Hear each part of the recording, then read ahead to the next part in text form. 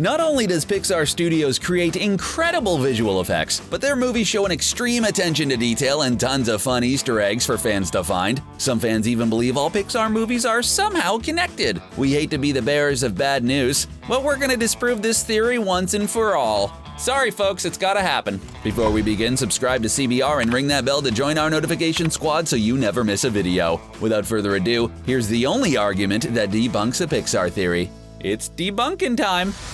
Like all fan theories, the Pixar theory can get insanely complicated, but we'll try to keep things simple. Basically, the idea is that every single movie Pixar puts out takes place within the same universe. It's no secret that Pixar artists enjoy putting little references to other movies in their work.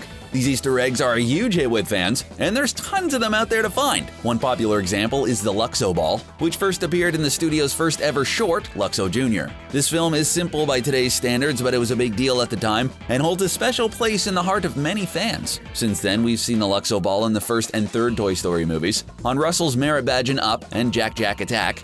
The iconic Pizza Planet truck from Toy Story is another example, turning up in just about every single Pixar movie out there. These examples and more led to fans wondering if these movies were all connected in some way. And that's why we're here today, folks. Dedicated fans have established a timeline regarding this alleged Pixar universe, where all our favorite movies take place. It starts out millions of years ago when the good dinosaur and his friends walked the earth. Then we enter the time of Brave when magic entered the world. This would explain many of the inanimate objects and animals we see acting like humans in future movies. Oh yeah, it gets complicated. Then we enter the 50s and 60s, the time of the Incredibles, when superheroes maintained order in the world. Although they would eventually die out, the technology used to create them would go on to be utilized in other ways. Toys even started absorbing this power, leading to the next blip in the timeline, the first two Toy Story movies. In Finding Nemo and Finding Dory, we see creatures further evolving to become more and more like us human beings, which is a trend we also see in Ratatouille before the next film in the timeline, Toy Story 3. Now toys are starting to resent humans. Thanks to an Easter egg, we know that Andy from Toy Story knew Carl and Ellie from Up, the next movie in this chronological order. As we said, this list is pretty complex, so let's skip ahead a little bit and get to the metaphorical fly in the ointment, the Cars franchise. These movies may have made the company billions in merchandising sales, but they present a serious flaw in the Pixar timeline. According to fan theories, these movies take place in the distant future, before the events of WALL-E. An important part of the overall theory involves a company called By and Large, often abbreviated to B&L, and not to be confused with the Canadian band Bare Naked Ladies. If I had $1 million. Sorry, I had to do it. Like most major corporations and cartoons, this one is up to no good and is intent on polluting the Earth. They end up doing such a good job that humans end up abandoning the planet entirely and head to outer space. This explains the lack of human beings in Cars, and the sequel seemingly substantiates this claim. After all, in Cars 2, we see other countries, leading us to believe that there are no humans anywhere on Earth at this point in time.